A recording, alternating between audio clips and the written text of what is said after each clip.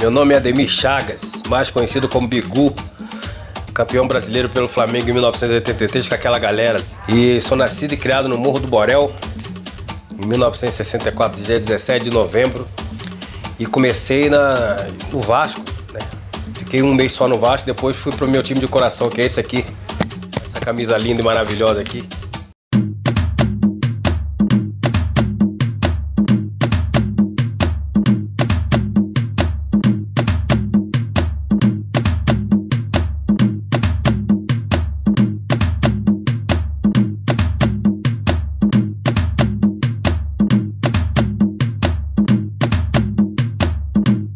Agora Serginho, a bola é boa, penetrou, chegou na hora, gás. Pingou, a bola explodiu no Paulo Isidoro. Virou Júnior, pingou, Helder. Jogou uma partida e saiu machucado de novo. A contusão exata, só sabia que era uma dor aqui atrás, mas não sabia o que era. E fui jogando normalmente, tudo bem doendo. Tanto é que eu jogava e não treinava durante a semana toda, só jogava.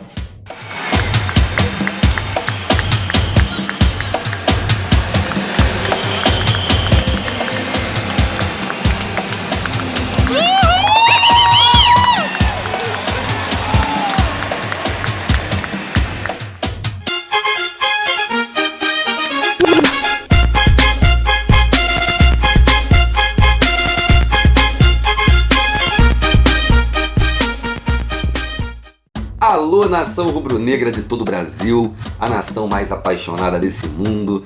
Vim trazer hoje um cara, ele era suplente, era reserva daquele time da era Zico. Disputava a posição no meio ali, disputava a posição com Andrade, com Adílio, com todos esses caras, com Vitor. Rapaz, uma tarefa árdua, conquistar espaço naquele time. E ele jogou muitas partidas, né, pelo aquele time da década de 80, o maior, né, de todos os tempos do Flamengo. Cria do Morro do Borel, aproveito para saudar toda a galera dessa comunidade maravilhosa aqui no Rio de Janeiro. Alô Morro do Borel, alô Rua São Miguel. O Nação Urubu tem prazer de trazer aqui o grande Bigu Chagas. Fez história também pelo Mengão, um cara super espontâneo. Não perca um minuto dessa entrevista, isso aqui é cultura rubro-negra. Vamos que vamos, porque hoje é dia do Cria do Borel, Bigu Chagas. Como é que foi o início no futebol do nosso querido Bigu Chagas? Minha trajetória no Flamengo ela foi muito rápida. A minha subida do profissional foi muito rápida. Praticamente passei muito pouco nos juniores. Do sub-17 em 80, em 81 fui pro júnior, disputei 2 taças São Paulo. 81 e 82 já era vigiado pelos profissionais, né? Então o nosso time de júniores, nosso time era muito bom. Nós tínhamos uma turma muito boa, que era eu, Gilmar Popó, Cadalberto, Zezinho. Tomara que eu não fale ninguém, não vou conseguir falar o nome de todos. Então, Aldair, Zé Carlos II, Heitor, Guto. Então a gente fazia parte do time de júnior do Flamengo. Gaúcho, falecido Gaúcho, Zé Carlos. Era tanta gente boa, Helder, era tanta gente boa. Adilson Helena. Então a gente misturou com o pessoal, nós somos 64, a gente misturou com o pessoal de 62.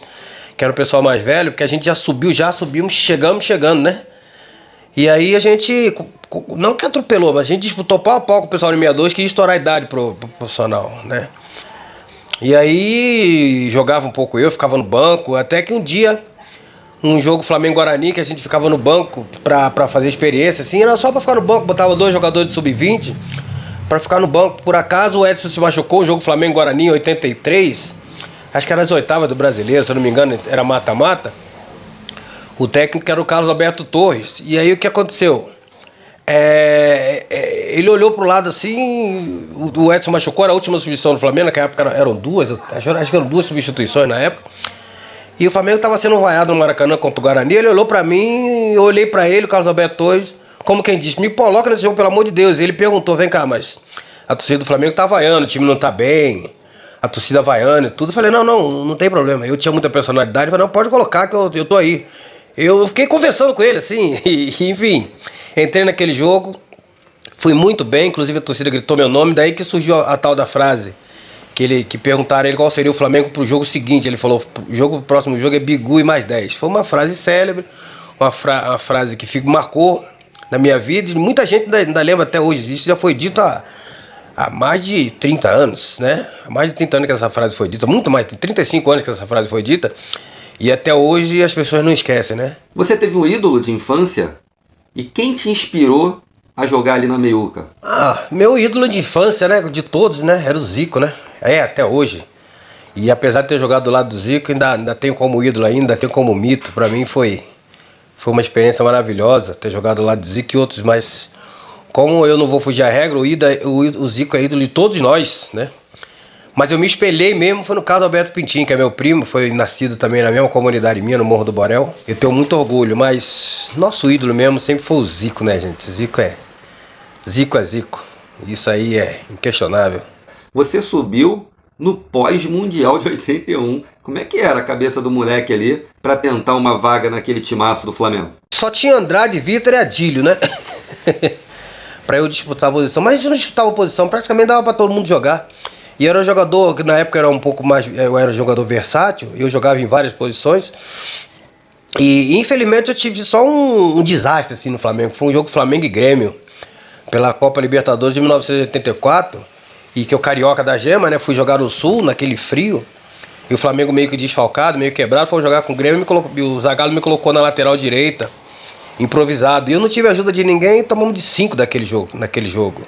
5-1 pro Grêmio. Eu fui considerado responsável pela derrota, diretamente responsável. Mas só que ninguém pode ser responsável sozinho por uma derrota, né? Mas enfim, foi uma coisa que marcou muito negativamente na minha trajetória no Flamengo. Mas na maioria das vezes, na maior parte, eu acho que eu fui bem. Nunca fui um craque, lógico, nunca fui um craque. Até porque eu joguei numa época que só tinha craques. Então pra você disputar com aquela turma toda na década de 80, com 17 anos, era muito difícil. Mas eu consegui me destacar ainda, jogando com eles ainda. Então eu considero que naquela época eu era considerado um bom jogador. Um bom jogador, uns já achavam que não, outros achavam que sim. Mas você não consegue agradar a todos. Mas hoje eu seria muito melhor do que eu fui antigamente. Não desmerecendo ninguém, mas hoje eu seria muito melhor porque a época é outra. Os jogadores são outros, lógico, tem muitos bons jogadores. Mas antigamente você tinha muitos bons jogadores em maior quantidade em cada clube. Você tinha 5, 6 jogadores a nível de seleção em cada time, né? Você pode fazer a pesquisa na década de 80 como era difícil até para um técnico da seleção convocar uma seleção brasileira. Hoje em dia é um pouco mais fácil, mas não sou saudosista, é um fato só que eu tô dizendo. Como é que era conviver com esses caras diariamente? A convivência com o Zico era uma coisa extraordinária. A gente já subia do sub-20 do profissional, Zico, Leandro, Júnior. Os caras já chegavam no Maracanã cedo e assistiam a maior parte dos jogos do Júnior, que a gente chamava de juniores, né? Eles assistiam a maior parte. A tabela do campeonato de Júnior antigamente era igual ao do profissional. Então a gente sempre acompanhava o profissional em todos os jogos, em campos. Onde o Flamengo fosse jogar, o sub-20 acompanhava, jogava preliminar. Então a gente já tinha uma certa aproximação com eles, além de treinar na Gávea diariamente. Eu acho que esse foi um dos motivos da gente ficar tão à vontade, Bebeto, Adalberto, Gilmar, ficar tão à vontade quando sou profissional, porque a gente já tinha o apoio deles. Eles ficavam ali no túnel assistindo um pedaço do jogo, logicamente que eles vinham assistir, depois tinham que aquecer. Mas a proximidade já era grande, então o nosso convívio era diário. E quando a gente já ia jogar no profissional, a gente ficava bem à vontade, bem bacana. Então esses caras, o que eles tinham de futebol para apresentar, eles tinham de humildade e generosidade, acima de tudo, com a garotada mais nova. Eu acho que esse era o grande segredo do Flamengo, em revelar tantos jogadores naquela época, que era muito difícil, né? Porque pra você subir na época de Zico, Leandro, quando eles viram, e nós estouramos a idade justamente quando eles chegaram do Mundial. Então você vê que a nossa tarefa era bem glória, mas a gente não conseguiu. Arrumava um buraquinho aqui, uma vaguinha ali, cavava, mas a gente estava no bolo. Então é sinal que a gente sabia jogar um pouquinho de bola, né, gente? Um título importantíssimo para a história do Flamengo foi o Campeonato Brasileiro de 1983, que marcou ali o tricampeonato do Flamengo. Cara, você estava naquele elenco, conta para nós aí, como é que foi a sua participação naquela campanha ali do Flamengo Tri? A minha participação no Campeonato Brasileiro de 83, ela foi pequena, mas foi significativa para mim, porque entrei em poucos jogos, mas principalmente eu entrei no final, né? No primeiro jogo da final eu joguei. Numa época que eu tinha machucado, eu a partir de 83 eu entrei naquele jogo contra o Guarani. E depois o Carlos Alberto me deu confiança e eu comecei a jogar. E aí na semifinal eu machuquei minha clavícula contra o Corinthians, se não me engano. Não, na semifinal não. No jogo de mata-mata eu machuquei contra o Corinthians. E aí eu tive um problema na clavícula e fiquei 2 meses parado. E eu voltei justamente nas finais do Campeonato Brasileiro de 83. Então o Carlos Alberto tinha tanta confiança no meu futebol que nós viajamos para São Paulo para o primeiro jogo. Eu praticamente, como outra turma, o Flamengo trouxe todo o plantel. E eu vindo daqueles que não era para participar, eu tava voltando de contusão.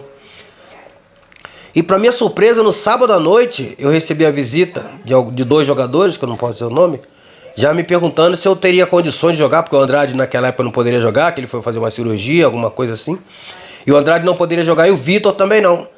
E o único volante que tinha na época era eu, tinha o Helder, mas eles confiavam tanto em mim que eles perguntaram no sábado à noite. E eu senti que eles estavam querendo saber da minha condição. Eu falei, não, eu não tinha problema em disputar final, machucado, eu vou. Eu falei, não tem problema.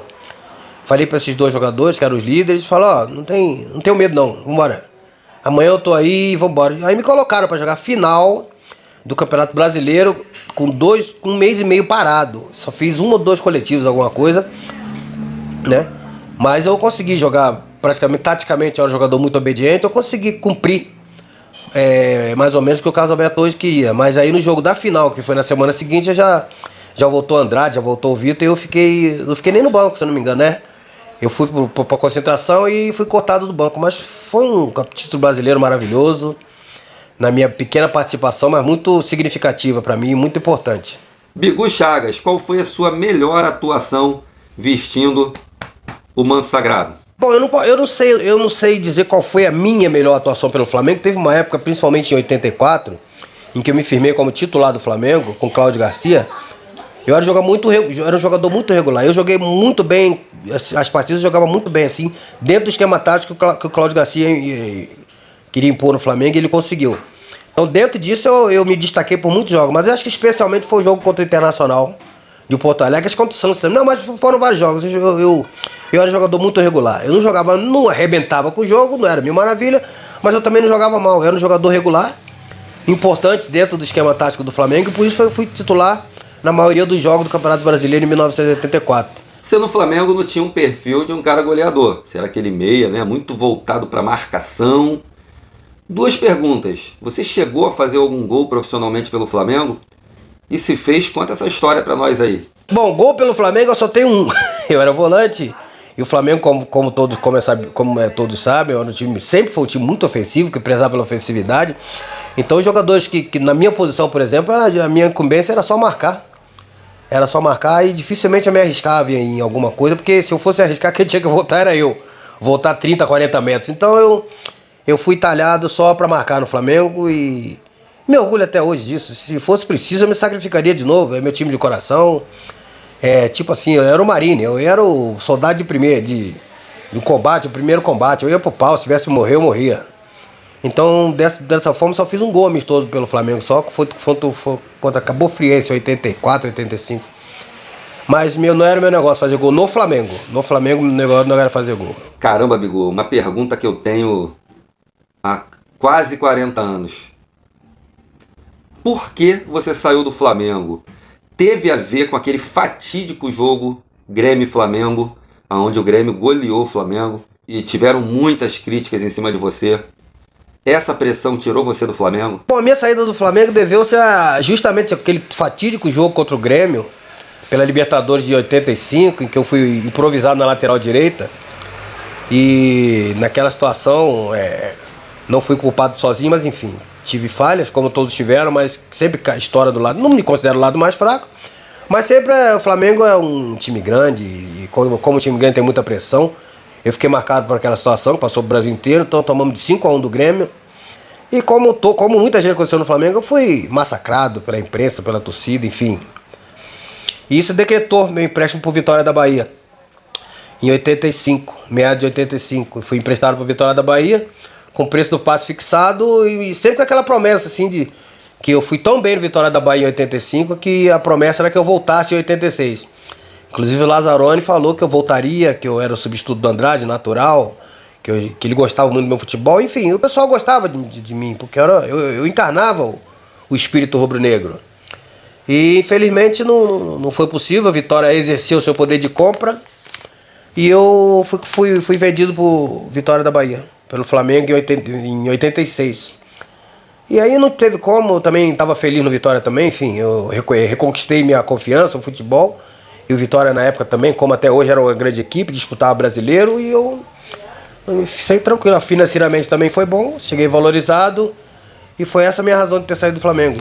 Qual foi o momento mais inesquecível de Bigu Chagas no Flamengo? O momento inesquecível foi todas as vezes que eu coloquei a camisa do Flamengo. Tanto na base como no profissional. É a camisa que eu amo. É a camisa que a minha... A gente fala, é redundância, né? Redundância, mas é a minha segunda pele. Como diz o Júnior e o Marcelinho Carioca.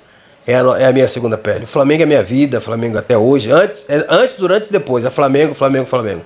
Então a importância é imensurável. Né? Flamengo é tudo pra mim. Tudo não. Primeiro a minha família, Deus, minha família e Flamengo. Até hoje eu sou torcedor fanático do Flamengo. Sou fanático, sou chato, brigo. Né? Só que eu tive o privilégio de brigar dentro do campo por essas coisas aqui. E foi a maior alegria da minha vida. E agora não tem nada a ver com isso. É você e a nação rubro-negra. Beleza? Você deu um espaço aqui para você mandar uma mensagem para a maior nação desse planeta Terra, que é a nação rubro-negra. Dizer que... Não vou dizer que eu sou flamenguista até hoje, não. Eu nasci flamenguista. Então não tem esse negócio de ser flamenguista até hoje. Você é Flamengo. Você nasce Flamengo, você continua Flamengo, você morre Flamengo. E torço pelo Flamengo muito, desde da geral, era geraldino. Então eu tenho muito orgulho disso aqui, ó. Eu tenho muito orgulho disso aqui. Muito. Isso aqui é uma coisa que não dá para explicar. Só quem é Flamengo dá para explicar esse amor que a gente sente por essa instituição. Isso aqui é uma coisa que a gente, por mais que a gente fale, por mais que a gente tente expressar, não tem. Então eu agradeço muito a torcida do Flamengo, né? Eu só espero, a única reclamação que eu tenho da torcida do Flamengo, que até hoje até falo em algumas lives, é que a torcida tinha que ser um pouco mais participativa, positivamente. Porque a torcida do Flamengo tem um pessoal Nutella aí que é muito chato, reclama de tudo. Então eu acho que a torcida tem que apoiar como a torcida do Corinthians apoia. Nesse ponto, a torcida do Corinthians é fogo. Perdendo ou ganhando, não se vai a time durante o jogo. Vai depois que acabar, não se vai a time durante o jogo. Depois que acabar o jogo, você xinga jogador, xinga dirigente, mas durante o jogo você tem que apoiar, como os argentinos fazem, como o corintiano faz. É a única ressalva que eu tenho com o time do Flamengo. E no mais, Mengo, amo esse time, amo esse clube. E eu sou flamenguista, eu falo porque eu tenho propriedade, porque eu sou, além de ter jogado, primeiramente eu sou torcedor. Depois eu virei jogador, mas eu sou torcedor. Então o mesmo direito que vocês têm de falar, eu também tenho de reclamar da torcida do Flamengo, nesse sentido. Mas no mais é a melhor torcida do mundo. Um beijo no coração de todos. Saudações rubro-negras. E uma coisa que o Mauro César falou, que me marcou muito. Foi ontem que ele deu uma entrevista e falou: a torcida do Flamengo tá reclamando de barriga cheia. Ele falou: aproveitem o time que a gente tem e pare de todo jogo querer mandar um embora, o outro embora, outro embora. Nós temos o melhor time do Brasil. Vamos valorizar isso aí, torcida rubro-negra. Vamos valorizar. Vamos aproveitar que o Mauro César falou, daqui a pouco esses caras param e aí a gente vai ficar com saudade dos caras que o pessoal tá xingando hoje. Vamos valorizar, vamos, gente. Nós estamos o melhor time do Brasil, que são um dos melhores do mundo. Saudações rubro-negro, beijo no coração de todos. Tá aí, galera. Bigu Chagas, pô, cara, a realização de um sonho, né? Entrevistar uma grande figura como foi o Bigu, um cara de grupo, um cara forte, respeitado por todos aqueles cracassos da década de 80 e um cara que eu tenho o maior prazer em ter hoje no nosso acervo histórico aqui do canal Nação Urubu 81. O presenteado é você que está assistindo esse vídeo até o final.